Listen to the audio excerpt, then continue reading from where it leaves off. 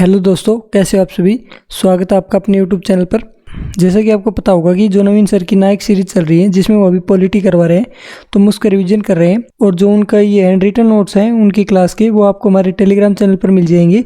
और Telegram channel का link आपको डिस्क्रिप्शन में मिल जाएगा, वहाँ से आप इसे डाउनलोड कर सकते हैं। ये आपको बिल्कुल फ्री में मिलेगी। तो चलिए शुरू करते हैं अपनी आज की क्लास। इसमें अभी वो भारत शासन अधिनियम करवा रहे हैं।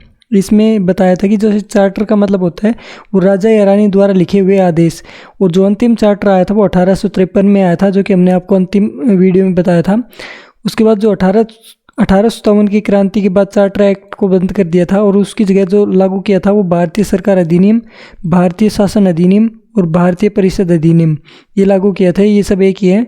और उसके बाद भारत शासन अधिनियम जो कि 1858 में आया था, इसमें बताया गया था कि जो कंपनी का शासन है वो समाप्त कर दिया गया है और उसकी जगह ब्रिटिश ताज का शासन लागू होगा। ब्रिटिश ताज यानी कि ब्रिटिश गवर्नमेंट का इस पर सीधा नियंत्रण होगा। और जो 1857 की जो क्रांति थी वो इसका कारण थी, जिसकी वजह से इस कंपनी का शासन समाप्त किया था। इसमें जो बीओडी और बीओसी थे उनको समाप्त कर दिया गया और उसकी जगह गृह सरकार की स्थापना की गई थी।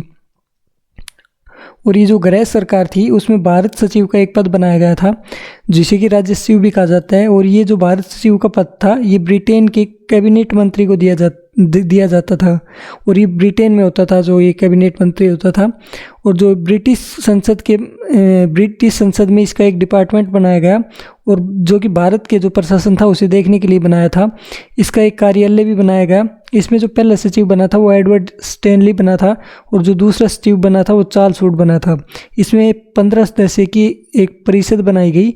और ये जो भारत सचिव और ये जो 15 सदस्य परिषद बनाई गई थी इसे भारत परिषद कहते थे।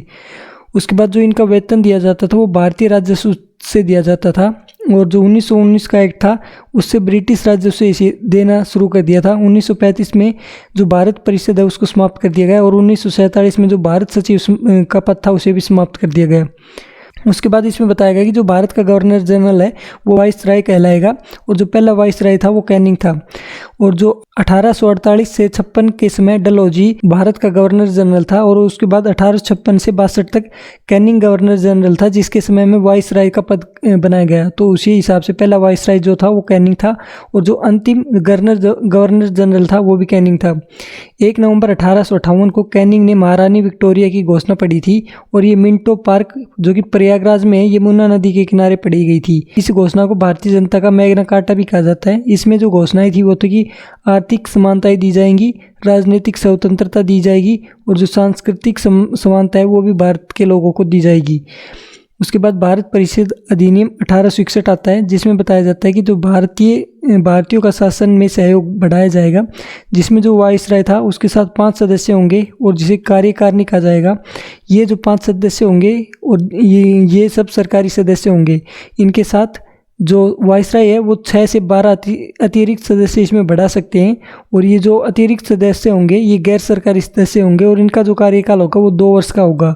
और इसमें जितने भी ऐड करेंगे, जैसे कि 6 ऐड करेंगे तो उसके जो आधे लोग होंगे वो भारतीय होंगे, यानी कि 6 में से 3 लोग भारतीय होंगे। मिनिमम 3 ऐड कर सकते हैं और अधिकतम 12 ऐड कर सकते हैं। और ये सब जो भी ऐड करेंगे वो विधि बनाने में सहायक होंगे। उसके बाद यहाँ पर गैर सरकारी सदस्यों के रूप में 3 भारतीयों को जोड़ा गया था, जो कि पहले थे पटियाला के महाराज नरेंद्र सिंह, बनारस के राजा ईश्वरी प्रसाद नारायण और सर दिनकर राव। ये सब वो लोग थे जो कि ब्रिटिश का सहयोग करते थे, उन्हें इसमें जोड़ा गया था। उसके बाद वाइसराय को अध्यादेश बनाने की शक्ति दी गई थी और परिषद की सहमति इसमें ज़रूरी नहीं होती थी। जो प्रांतीय नियंत्रण है वो दिया गया इसी अध्यादेश में। इसमें बताया गया कि नए प्रांत का गठन कर सकते हैं, प्रांत की सीमा में परिवर्तन कर सकते हैं, प्रशासकों की नियुक्ति कर सकते हैं। जो प्रांतियों के विधेयक बनाने की शक्ति दी गई, इसमें सबसे पहले बॉम्बे और मद्रास को ये शक्ति प्रदान की थी। जो प्रांत थे उनको ये शक्ति दी गई थी। इसके लिए वाइसराय की जो स्वीकृति है वो जरूरी होती थी। विकेंद्रीकरण का आरंभ सबसे पहले इसी एक्ट से देखने को मिलता है। इसमें प्रांतों में विधान परिषद की स्थापना की थी। इस एक्ट के तहत 1862 में सबसे पहले बंगाल में विधान परिषद का गठन हुआ था। और जो पोर्टफोलियो प्रणाली की शुरुआत हुई थी वो इसी समय में हुई थी और वो कैनिंग के समय हुई थी। और इसमें गृह मंत्रालय, वित्त मंत्रालय, राजस्व मंत्रालय, कानून, सैन्य और पीडब्ल्यूडी मंत्रालय जोड़े गए थे। भारत परिषद अधिनियम 1892 में आया था, जिसमें बताया गया था कि ये डफरिन योजना पर आधारित था। ये जो अधिनियम था, इसमें जो विधान परिषद थी वो केंद्र और प्रांत दोनों में जो सीटों की संख्या थी उनमें वृद्धि की गई थी, जो कि 10 से 16 कर दी गई थी। इसमें जो मिनिमम 10 सदस्य रख सकते थे और अधिकतम 16 सदस्य बढ़ा सकते थे। इसमें प्रथम बार निर्वाचन हुआ, जिसमें कि बताया गया कि जो गैर सरकारी सदस्य हो उनकी जो मनोनयन होगा, यानी कि उनका नॉमिनेशन है उसके लिए वोट होगा, तो उसमें वोट दे सकते थे। दो नगर पालिका और जो विश्वविद्यालय के अध्यापक इसमें वोट दे सकते थे।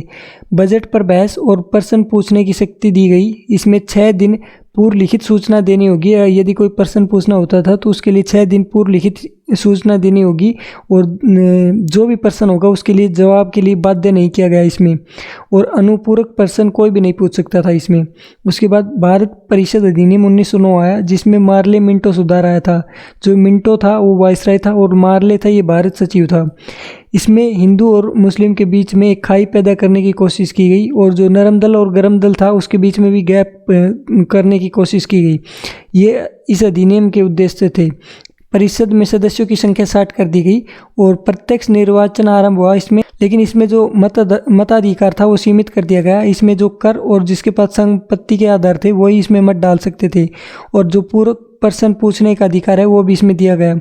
प्रथम निर्वाचक मंडल की व्यवस्था की गई, जिसमें प्रथम बार मुस्लिमों को अधिकार दिया था। इसमें प्रथम बार वायसराय की कार्यकारिणी में एक भारतीय शामिल हुए, जो थे सत्येंद्र प्रसाद सिन्हा, और ये ऑफिशियल मेंबर थे।